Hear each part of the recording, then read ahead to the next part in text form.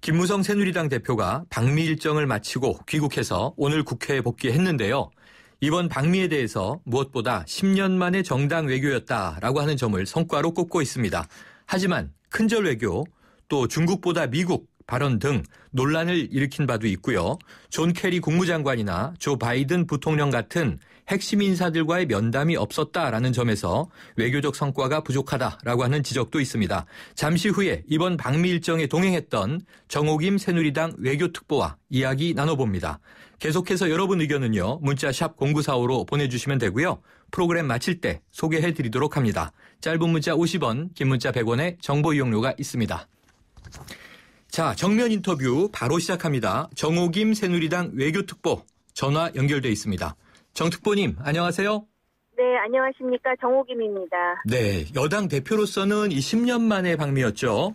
네, 그렇습니다. 김무성 대표의 이번 방미 성과 외교특보로서 어떻게 자평하시겠습니까? 지금 말씀하셨듯이 정당 외교입니다. 이거는 정부의 외교와는 조금 차별성을 갖는 외교이고요. 네. 그 나라의 국민들이 어떤 생각을 가지고 있는지를 그 상대국 정부 또는 상대국 정치권에 알려주는 의미도 있거든요. 네. 그리고 사실 정부 대 정부의 소통이라든지 대화에서 서로 할 수 없는 그런 이야기들을 물밑에서 좀 더 편안한 분위기에서 할 수 있다라는 부분이 있고요. 네. 또 정부 간 외교에서 예를 들어서 전혀 생각지 않았던 그런 어떤 그 오해라든지 또는 커뮤니케이션상의 어떤 에러가 있을 때 그런 부분에 유난히 역할을 해줄 수 있는 그런 기능도 정당 외교의 중요 기능이라고 생각을 하고요. 네. 그런 부분에서는 소정의 성과가 있었다라고 자임하고 있습니다. 네, 이게 정당 외교여서 이 정부 간 외교와는 좀 차이가 있다라는 설명해 주셨는데, 그런데 이번에 김무성 대표가 미국에서 보여준 그 언행이요. 네네. 사실상 박근혜 대통령의 뜻이 아니냐 하는 해석도 있던데 어떻게 보세요? 네. 제가 생각할 때는 그건 아닌 것 같고요. 네. 그 정부는 정부로서의 또 할 소임이 있고요.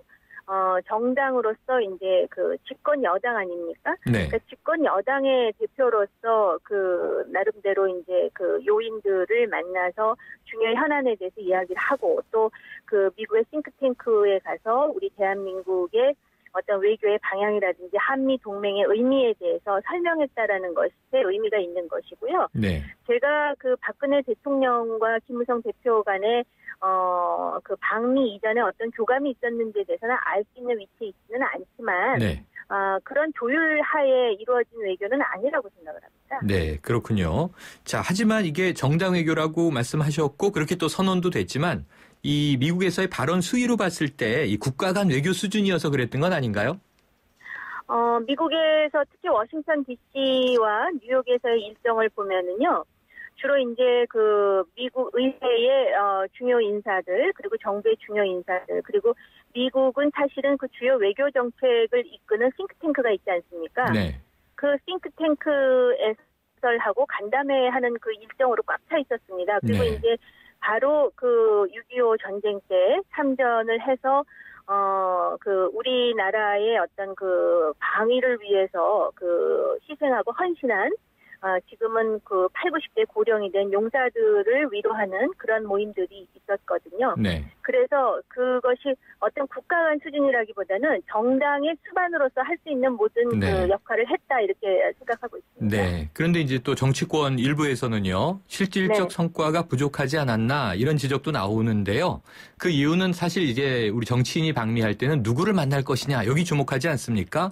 네네. 그런데 이제 존 케리 국무장관이나 조 바이든 네. 부통령 같은 핵심 인사들과 이 미팅을 잡지 못했다라는 점에서 외교적 성과가 좀 부족했던 것 아니냐 이런 견해는 어떻게 생각하세요?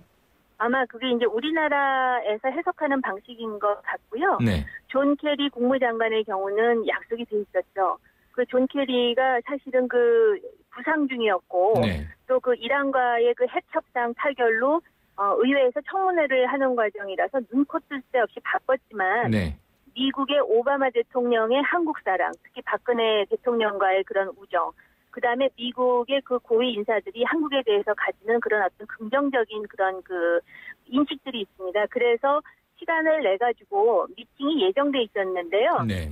공교롭게 그 김무성 대표 일행이 그 미 하원 위원장인 에드로이스 그 하원 의원을 만나면서 시간이 지체가 됐고요. 네.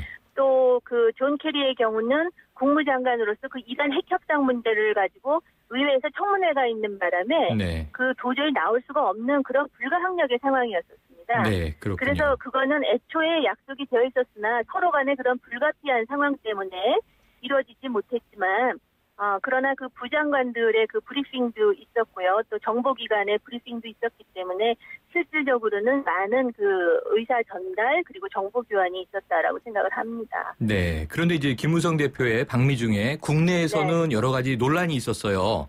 제일 대표적인 것이 이제 큰절 논란 이렇게 꼽을 수 있을 것 같은데요. 야당인 새정치민주연합에서는 이를 두고 과공 비례다. 그러니까 지나친 공소남은 오히려 예의가 아니다. 이제 이런 비판도 했는데 어떻게 보십니까? 제가 그 자리에 있었거든요. 네. 그 행사는 어떤 행사였느냐면요. 그 미군 참전한 미군 용사분들만 계셨던 게 아니라요. 네. 바로 6.25 때 우리나라를 돕기 위해서 참전했던 16개 나라의 그 용사분들이 각국에서 전부 참여를 했고요. 네. 그다음에 우리나라 군인들 있지 않습니까? 네. 그러니까 우리나라 장병으로서 6.25 때 그 전투에 임했던 그런데 미국에 이민 가신 우리 어르신들이 계셨었어요.